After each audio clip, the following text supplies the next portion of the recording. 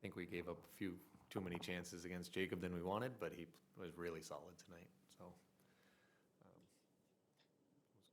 thought a great performance by him. But just on the whole game, I thought Michigan State played with a lot of energy tonight.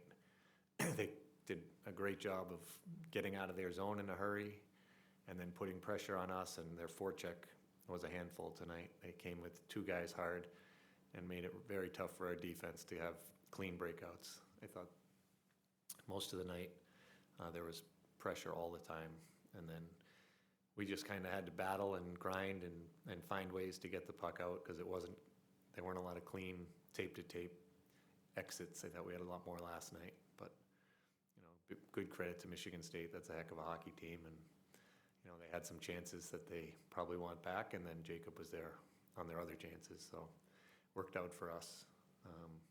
I like the way we responded in the third. I thought the first period Michigan State definitely carried the play, even though we came out with the goal, but second was kind of a battle, and then in the third I thought we were more sound as far as getting pucks out, kind of not trying for home run plays, and that was key for us. And then we were rewarded with some goals by playing smart hockey, so hopefully that will continue. Yeah. What was the thought behind switching up the power play unit a little bit, and then even with the even strength lines for a couple minutes there in the second? Yeah, just we weren't clicking, especially on the power play. The first two power plays, they just had no rhythm and didn't create any offense. So you try and mix it up a little bit, get some new combinations. Maybe they see things a little differently, and I don't think we were tremendous on those power plays, but they had good finishes. So it was nice to get 2 goals out of it. Same with the lines. I thought they weren't flat, but it wasn't as crisp as we had been in the past. So sometimes you change things up a little bit, and it sparks something in the players. And we went back to it in the third, back to the normal lines in the third, but it seemed to help us for a little while there, at least change the momentum. Yeah, and the switched up power play stayed in the third, though. So do you think that did? Well, they scored, so. Do you think that might be a permanent change going forward, or just see where it goes? See where it goes. See where it goes. Back-to-back games are tough, and it looked like 1 or 2 guys didn't have their best legs. So you try and make some switches and try and blend some groups together and see how it goes. But we know that the groups were looking pretty good before, so we have some options now. Yeah.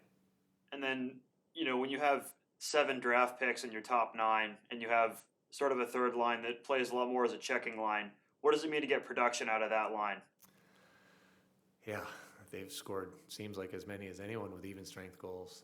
That line's been great together. They really have a nice chemistry, I think.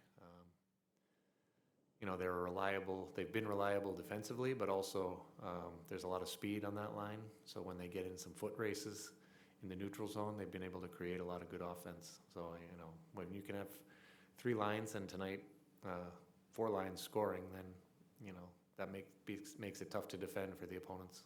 Yeah. And then last question, with a guy like Lev Chanel on Michigan State, just an absolute mountain, is there any player like that, or specifically him, where you sort of just pick him out on the ice and always kind of know where he is and what he's doing? Yeah, for a young defender to play that many minutes and play that well, it was impressive. You can see why he's going to be drafted so highly. You just have to make it tough on him as you can. Try not to give him free ice. Try not to let him wheel up the ice and make him do a lot of defending is the best way to play against a good player. But he was very impressive to watch. Great, thanks. Got it.